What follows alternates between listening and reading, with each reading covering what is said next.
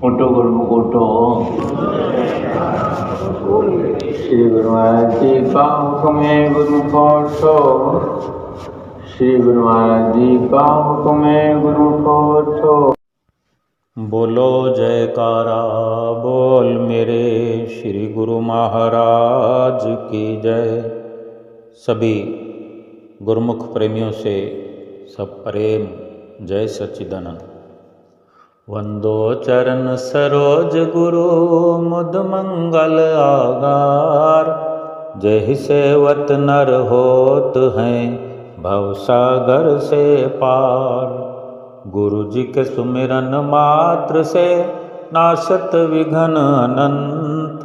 तासे सर्वारंभ में ध्यावत हैं सब संत। सुख और दुख जीवन के दोनों अंग हैं। यानी जीवन में सुख और दुख दोनों बने रहते हैं। जीवन में सुख और दुख का चक्र जो है सदैव चलता रहता है। कई बार हमने अनुभव किया ही है कि कभी सुख में समय व्यतीत होने लगता है और हम भूल जाते हैं और ये सोचते हैं कि अब ऐसा ही वक्त चलता रहेगा।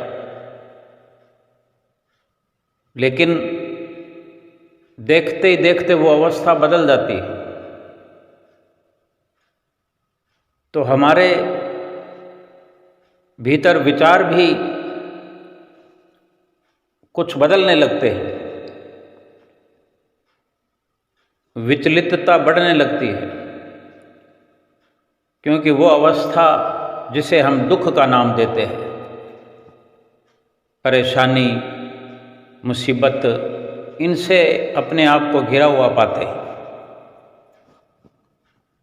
सुख में ये भूल जाते हैं कि ये अवस्था भी आने वाली है।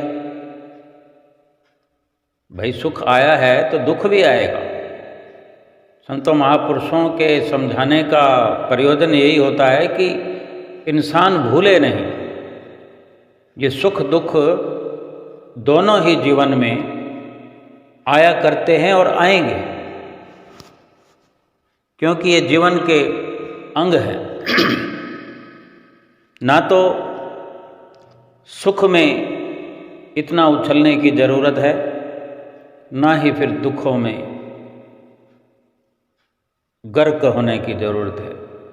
दुखों में भी इतना डूबने की ज़रूरत नहीं कि इतना गमगीन हो जाएं कि दुख के कारण ही प्रभु की याद ना आए। और एक अपने अंदर धारणा बनाएं, एक ऐसी व्यवस्था बनाकर रखें कि जो हमारे कर्म है, जो हम करके आए हैं,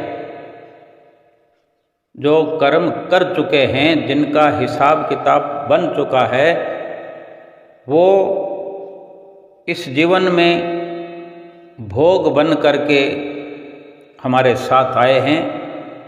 लेकिन कौन सा कर्म अच्छा या बुरा पहले आएगा बाद में आएगा, क्योंकि ये सुख और दुख उन्हीं कर्मों का ही तो फल है।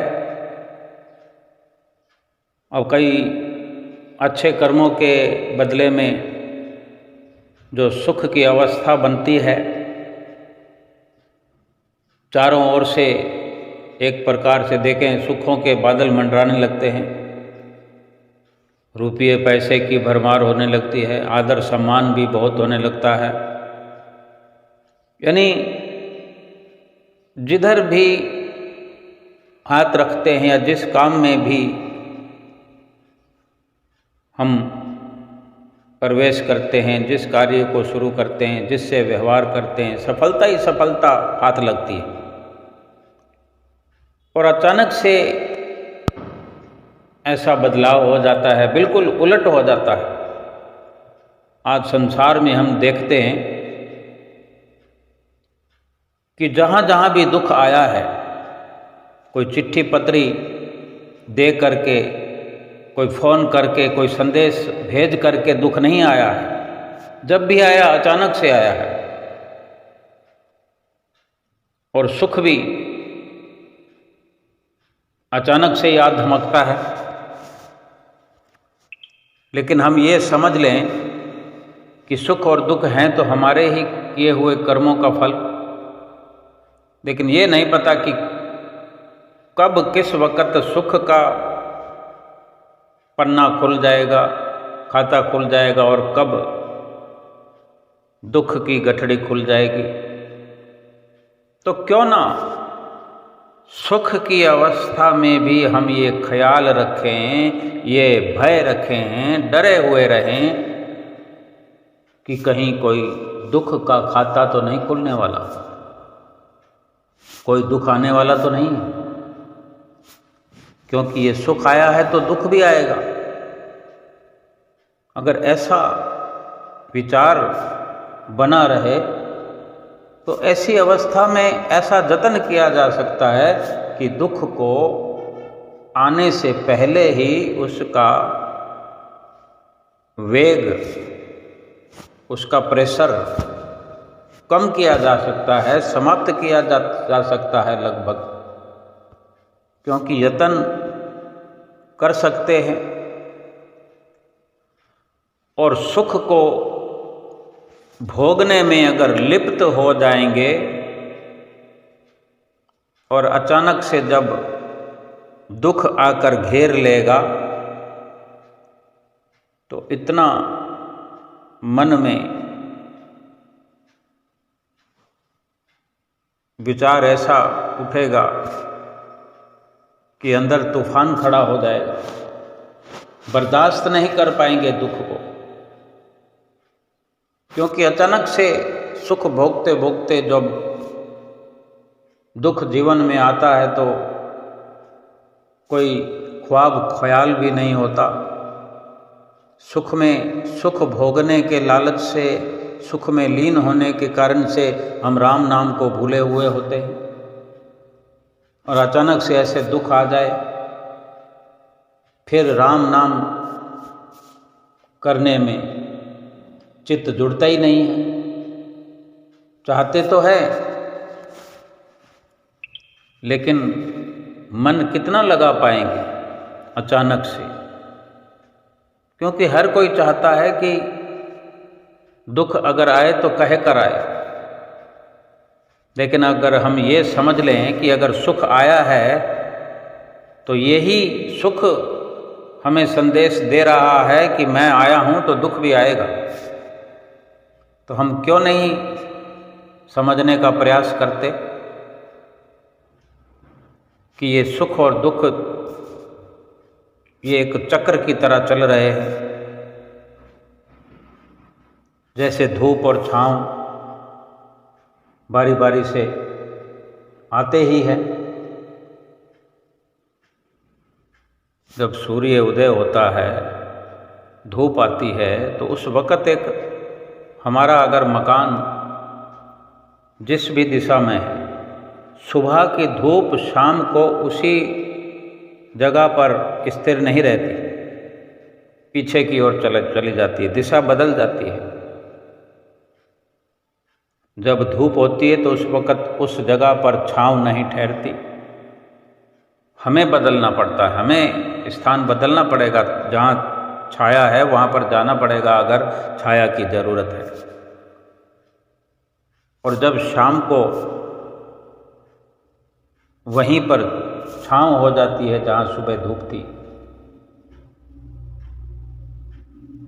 तो फिर हमें उसी छांव के लिए उस जगह पर आना पड़ता है। यानी जैसी व्यवस्था कुदरत की है कि अगर हम उसके अनुसार ढल जाएं, अपने आप को उसी के अनुसार ढाल लेते हैं, तो जीवन में खुशहाली हो जाती है। यानी हम ये समझ के रहें कि अगर सुख आया है तो दुख पीछे पीछे आने वाला है। क्या पता सुख की घड़ियां कम हो, दुख की घड़ियां ज़्यादा हो, तो हमारे सोचते सोचते ही दुख आ जाए। फिर सुख में लीन रहने की, सुख को भोगने में मस्त होने की जरूरत नहीं है। दुख के आहट का हमें ख्याल अगर बना रहेगा तो प्रभु नाम में चित्त जुड़ सकता है, चित्त जुड़ा रहेगा और उस सुख की मस्ती में उलझने से बचते हुए उस दुख को मिटाने का यत्न हम कर पाएंगे। कर्म तो वो भी हमारे हैं, वो भी हमारे हैं। सुखों वाले भी कर्म हमसे हुए हैं, दुखों वाले कर्म भी हमसे हुए हैं। जब हम पिछले जन्म में ऐसे कर्म कर सकते थे और किए, सुख वाले कर्मों के बदले सुख मिला, दुख वाले कर्मों के बदले दुख मिला, तो यानी हम स्वयं करके आए हैं। तो क्या इस जन्म में हम ये यत्न नहीं कर सकते कि हम दुख को भोगने के लिए, दुख का सामना करने के लिए पहले से तैयार हो जाएं और यत्न करें? लेकिन फिर अचानक से दुख आएगा तो हम वो दुख झेल नहीं पाएंगे।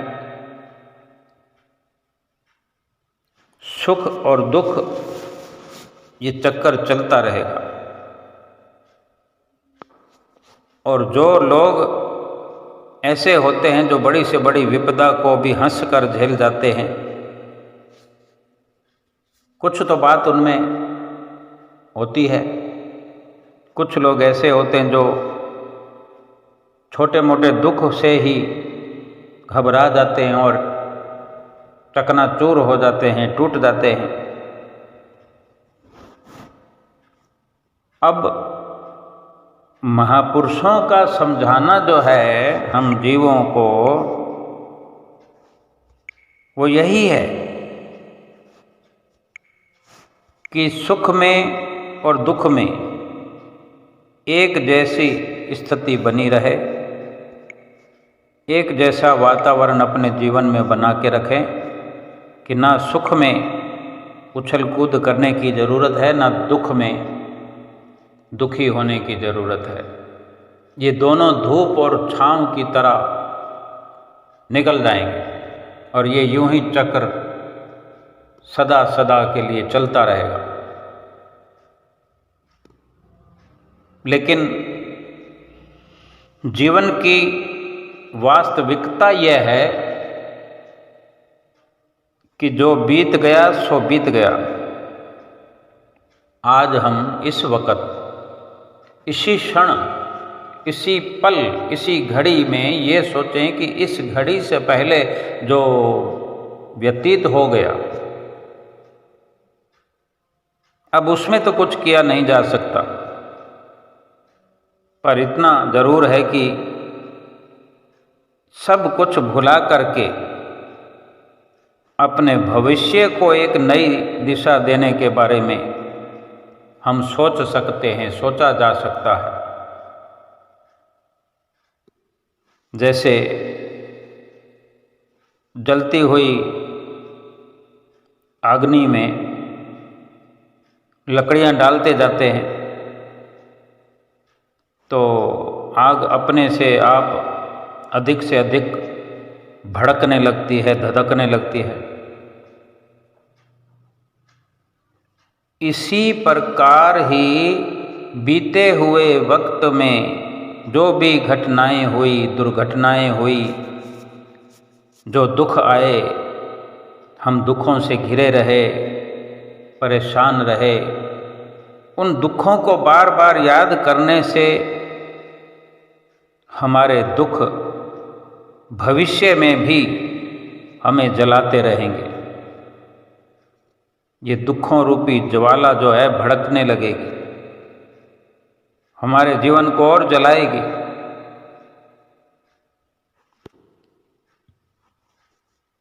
यानी अपने एक नए जीवन की ऐसी शुरुआत करें। हम बड़े सौभाग्यशाली हैं अगर सतगुरु की हमें शरण मिल गई है, गुरमुख कहलाने लगे हैं,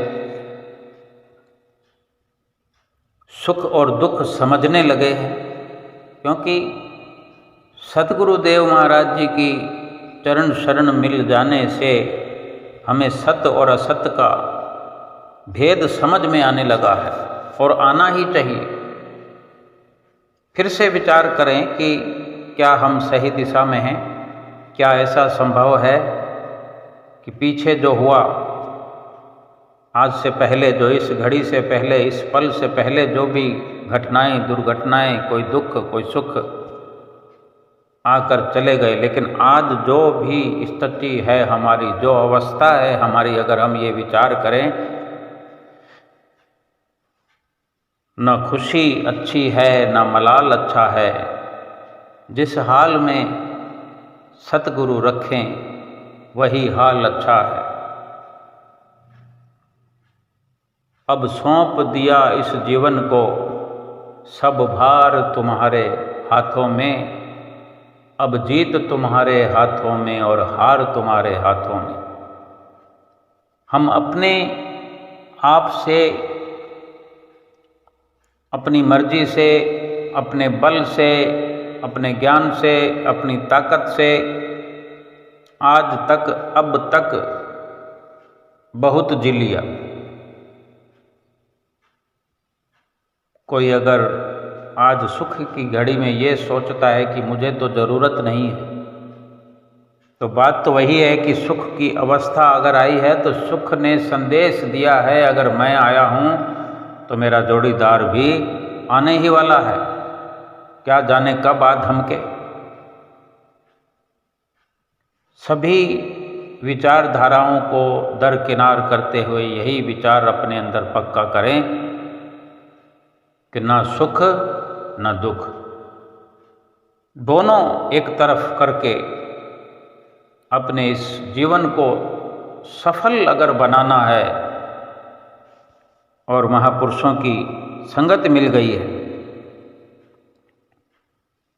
सतगुरु की जो शरण हासिल कर ली है हमने, ये हमारे लिए फक्र की बात है, ये हमारे लिए नाज करने की बात है।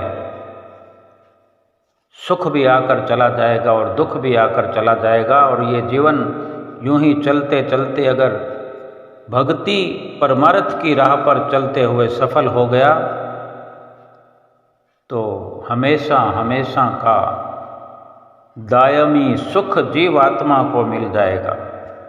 अब तक जो सुख और दुख मिलते रहे हैं वो शरीर पर हम महसूस करते रहे, शरीर बनकर हम जीते रहे, लेकिन जो सत्पुरुषों की शरण हमें मिली है, सत्पुरुष जो हमें समझाते रहे हैं, आज से उन्हीं की विचारधारा से मिल करके चलें, उन्हीं की मद्दी में, उनकी मौज में अपनी विचारधारा को मिला करके सोचें, उनके अनुसार चलें, उनके अनुसार बैठें। और महापुरुष जीव को उसका असली काम बतलाते हैं, भलाई और लाभ की बात समझाते हैं कि भगवान का, मालिक का सुमरन ध्यान कर लो, क्योंकि इसी में जीवात्मा का सुख है, जीवात्मा का कल्याण है। यदि हम सतगुरु के वचन अनुसार जीवन व्यतीत करें तो वो सुख मिलेगा जो अब तक हम सुख प्राप्त करते आए हैं शरीर का, और अब जो सुख मिलेगा महापुरुषों के बताए रास्ते पर चलने से, ये सुख एक अलग अपने भीतर खुशी देने वाला साबित होगा। और ये सुख ऐसा प्रभावकारी होगा कि पूरा जीवन हमारा सुख से व्यतीत होगा। यानी हमें यहाँ भी हर वक्त सुखी बनाकर रखेगा और परलोक भी हमारा सुखी हो जाएगा अगर सतगुरु के वचन अनुसार जीवन व्यतीत करेंगे। यहाँ भी सुखपूर्वक जीवन व्यतीत होगा और परलोक भी हमारा संवरेगा। इसलिए प्रत्येक इंसान का, प्रत्येक सेवक का, गुरुमुख का परम धर्म है कि जिस काम के लिए कुदरत ने ऐसी अनमोल दात प्रदान की है, ये मनुष्य जन्म, ये श्वास और ये सतगुरु की शरण मिल जाना, ये अनमोल दात है। और इस दात को मालिक के भजन सुमरन में ही लगाना चाहिए, दूसरे कामों में बर्बाद नहीं करना चाहिए। दुनिया के काम बेशक करें, लेकिन उन कार्यों में लीन होकर नहीं रहना है, मस्त होकर के नहीं रहना है, मदहोश नहीं हो जाना है संसार में, दिल नहीं फंसाना है संसार में। और ये जो मालिक का नाम है, मालिक का सुमरन है, ये करते करते नाम का सच्चा धन इकट्ठा करें, नाम की कमाई करें। और सतगुरु की जो हम मौज में चलना शुरू कर चुके हैं, तो उनकी प्रसन्नता पाने की हर वक्त ख्वाहिश मन में रखें कि मेरे सतगुरु मुझ पर प्रसन्न हो जाएं। आम इंसान अपनी मर्जी से नहीं समझ पाता कि प्रसन्नता किसकी हासिल करनी है। संसार भर की प्रसन्नता पाने में इंसान लगा रहता है। आम संसार को हम देखें, हर कोई एक दूसरे को खुश करने में लगा हुआ है, लेकिन क्या कोई खुश हो रहा है? आज तक कभी किसी पर कोई खुश हुआ? क्या हम किसी पर पूर्ण रूप से खुश हुए? जब तक संत सत्पुरुषों की शरण में जीव नहीं आता, तब तक जीवन के मकसद को नहीं समझ पाता। एक दृष्टांत है कि एक फकीर साधु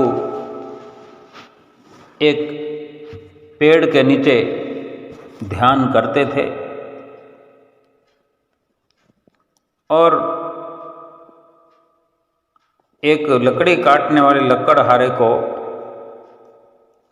लकड़ी काट कर ले जाते देखा करते थे कि उसी रास्ते से वो लकड़हारा जो है लकड़ियाँ काट कर रोज ले जाता था।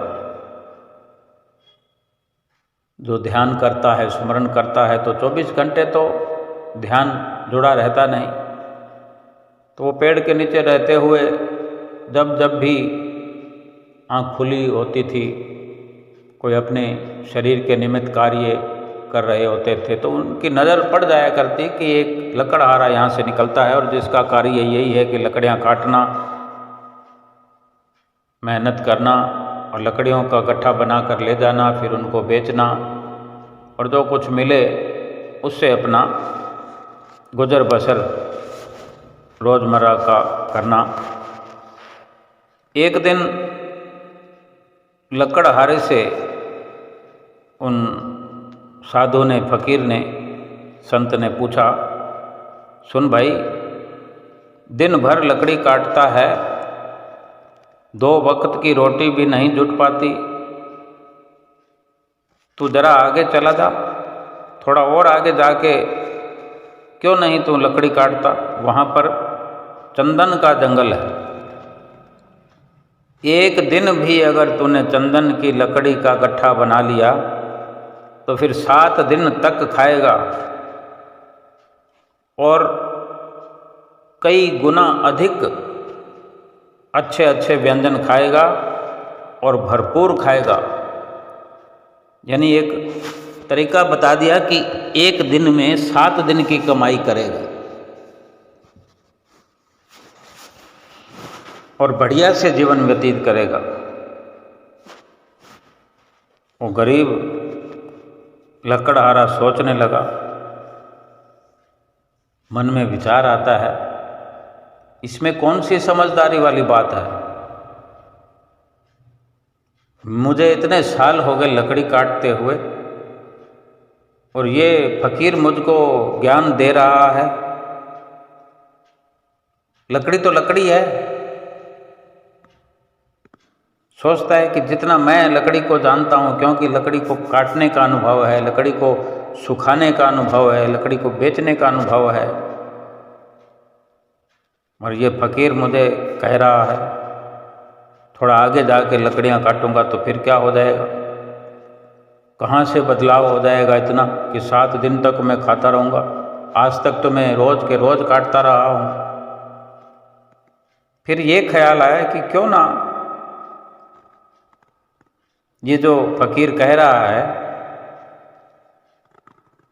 मान कर देखता हूँ, हर्ज ही क्या है, लकड़ी यहाँ से काटूँ या थोड़ा आगे से काटूँ।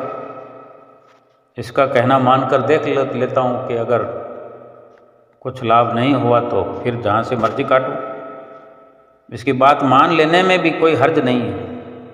बेशक जंगल में लकड़ियाँ काटते काटते उसकी ज़िंदगी बीत गई थी, इसीलिए वो बड़ी मुश्किल से मानने को तैयार हुआ। मन में विचार आया कि कोई हर्ज नहीं, इसके कहने से मेरा जीवन बदल जाए। एक दिन मेहनत करूँगा, 7 दिन बैठकर खाऊँगा। तो विश्वास कर लिया फकीर की बातों पर और वहाँ पहुँच गया थोड़ा आगे।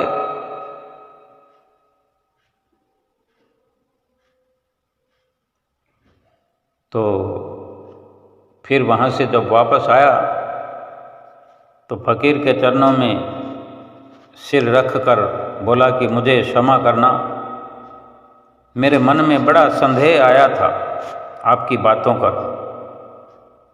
बातों पर बड़ा संदेह हुआ मुझे, क्योंकि मैं सोचता था कि मुझसे ज़्यादा लकड़ियों के बारे में कौन जानता है, मगर मुझे चंदन की पहचान ही न थी। हम यही जलाऊ लकड़ियाँ काटते काटते जिंदगी बिता रहे थे। हमें चंदन का पता भी क्या पहचान चंदन की।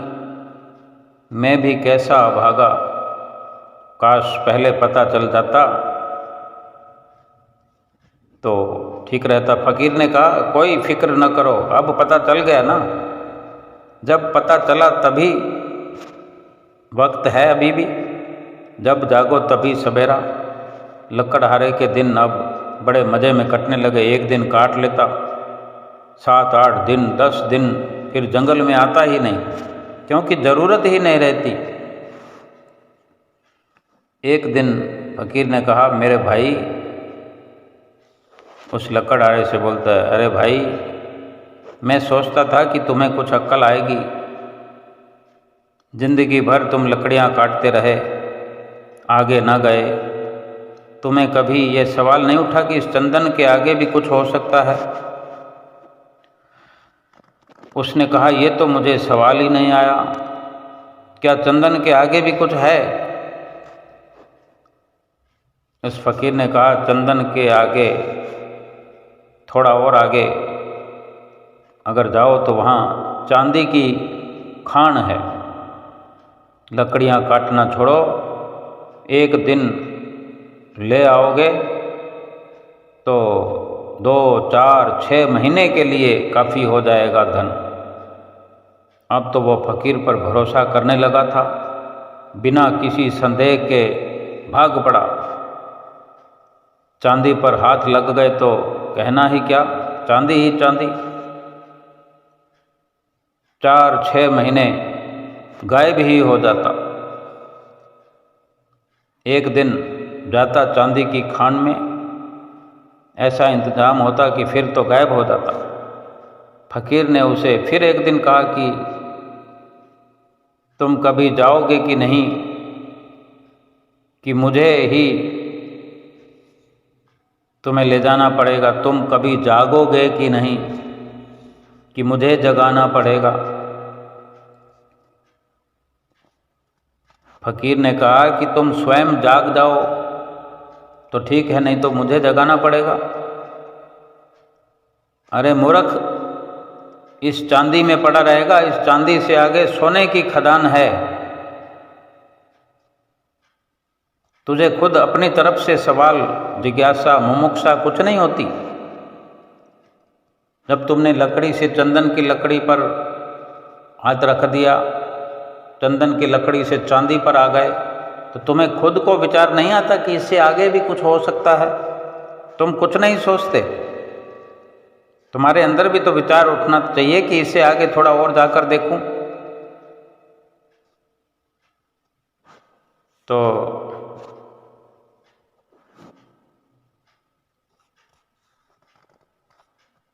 भाई, जब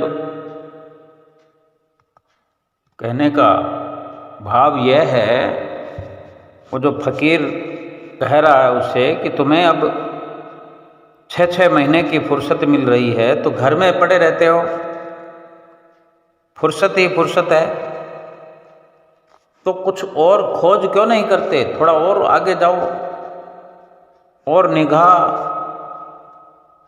इधर उधर डालो, खोज करो। जो समय तुम्हारे पास बचत में आ रहा है, वो बचा हुआ समय कोई ऐसा लेखे में लगाओ कि इससे और आगे, इससे भी बड़ा खजाना मिल जाए। ऐसे क्यों नहीं सोचते तुम? तो फिर वो कहता है लकड़हारा कि मैं भी मंदभागी, मूढ़ बुद्धि, मूर्ख हूँ, मुझे ये ख्याल ही नहीं आया।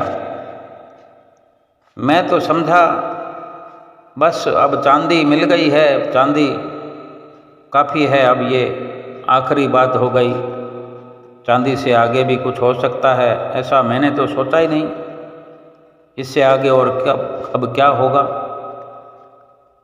क्योंकि उसने, गरीब ने, लकड़हारे ने सोना तो कभी देखा भी नहीं था, कभी सुना भी नहीं था। फकीर ने कहा थोड़ा और आगे सोने की खदान है और फिर आगे हीरों की खदान है, एक साथ बता दिया। सोना बता दिया, सोने से आगे हीरों का भी नाम ले दिया। और एक दिन फकीर ने कहा कि ना समझ, अब तू हीरो पर ही रुक गया। वो फकीर आगे चलकर सोने की खदान में भी पहुंच गया, हीरों की खदान में भी पहुंच गया। और हीरों की खदान पर जो रुक गया वो, तो फिर लकड़हारे को फकीर ने कहा कि तू अब भी ना समझ है। अब उस लकड़हारे को बड़ी अकड़ आ गई, बड़ा धनवान हो गया था, क्योंकि अब उसने महल खड़े कर लिए थे। उसने कहा अब छोड़ो, अब तुम मुझे परेशान मत करो, अब मेरे पास सब कुछ है। उस फकीर ने कहा क्या तुम खुश रहते हो, मस्त रह पाते हो? तो थोड़ी देर चुपचाप खड़ा रहा वो लकड़हारा। थोड़ी देर चुपचाप खड़ा रहने के बाद रो पड़ा। ऐसा रोया कि फूट फूट कर रोने लगा। फकीर ने कहा कि तुम्हें पता है कि ये आदमी मस्त यहाँ क्यों बैठा है? फकीर ने अपना ही इशारा करते हुए, अपने बारे में उसे इशारा करते हुए लकड़हारे को जतलाया कि क्या तुम जानते हो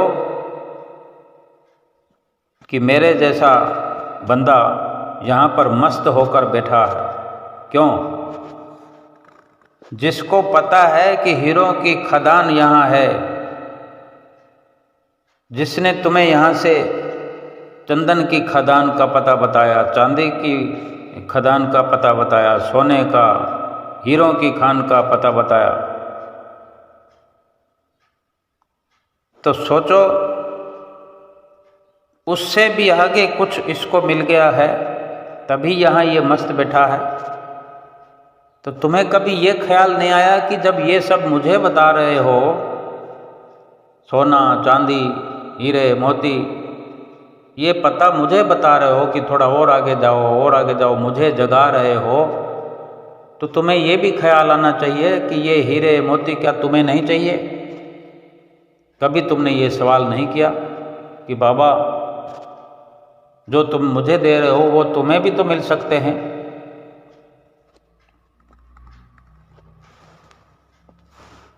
तुम्हें ये भी सोचना चाहिए कि हो सकता है कि हीरे तुम मुझे दिखा रहे हो, हीरे प्राप्त करवा रहे हो तो तुम्हें हो सकता है हीरों से भी कुछ अधिक मिल गया हो।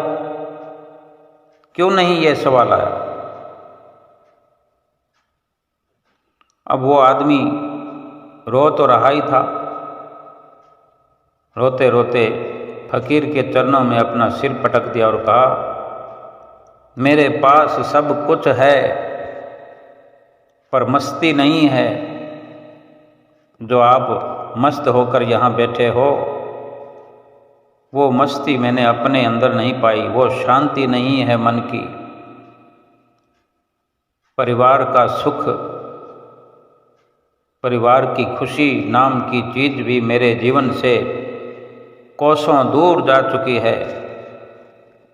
फकीर ने कहा, अब खूब तेरे पास धन है, अब धन की जरूरत नहीं। अब एक काम कर, अब जरा अपने अंदर की खदान को खोद, अंदर की खान को खोल कर देख, जो सभी पदार्थों से कहीं आगे है। वो दौलत है जहाँ पर सुख है, मस्ती है, आनंद है। यही मैं तुमसे कहता हूँ। और उस खान को उस समय तक खोदते रहना जब तक कि तुम्हें शांति अनुभव ना हो जाए। जो तुम्हारे अंदर चल रहे उपद्रव हैं, क्लेश हैं और दुखों वाले विचार हैं, वो शांत ना हो जाएं, परम शांति का अनुभव ना हो जाए, तब तक इस अंदर की खान को खोदते रहना, खोदते रहना।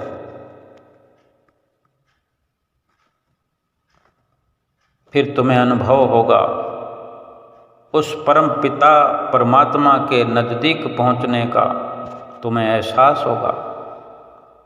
ऐसा सन्नाटा, एक ऐसा शून्य, और उस शून्य में जलता हुआ ज्ञान का दीपक, वही परम है, वही परम दशा है, वही समाधि की स्थिति है, और वही तो सच्चा सुख है, वही सच्ची शांति है। अब हमको तो यही विचार करना चाहिए कि हमें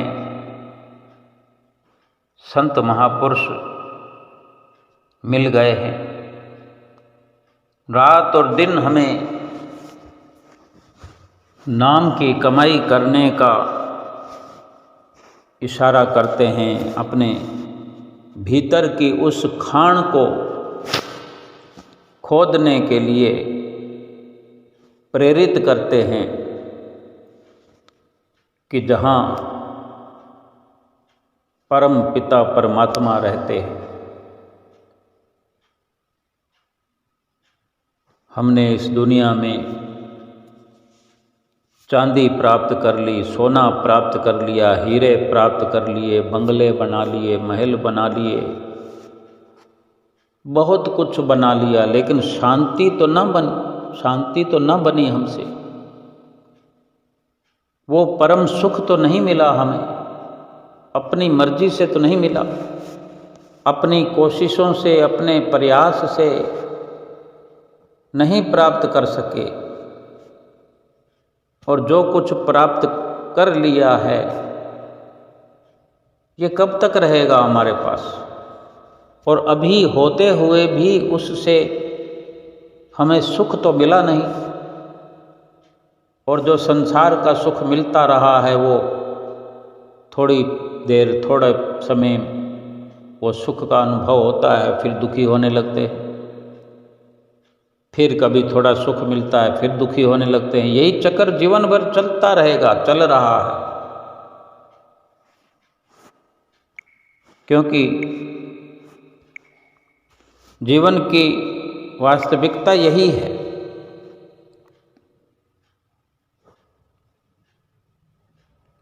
कि जो बीत गया है उसको छोड़ो, उसको भुला दो। अब उस सुख का अनुभव हमें करना है जो एक बार मिल जाने के बाद फिर दुख नहीं आता, फिर वो सुख हमेशा के लिए हमारे पास जमा रह जाता है। क्योंकि सत्पुरुष ही उस सुख के भंडार से हमें रूबरू करा देते हैं, उस सुख के भंडार का रास्ता हमें बताते हैं, जो भीतर ही भीतर हमारे अंदर भरा हुआ है। हम जितना गहराई में चलते चले जाएं, गोता लगाएं, उतना ही गहरा सुख अनुभव कर पाएंगे, उतना ही संसार की नश्वरता को भुलाते चले जाएंगे। जितना अपनी सुरति को अंतर्मुखी करते जाएंगे, संसार को भूलते जाएंगे, संसार से दूरी बनती जाएगी। फिर हर पल सुख, हर घड़ी शांति, प्रभु परमेश्वर का हर श्वास हमें एहसास होगा और हर पल, हर घड़ी प्रभु परमेश्वर सतगुरु के रूप में हमारे पास होगा। और हम जो सतगुरु की शरण में आ गए हैं, हमारा ये परम कर्तव्य है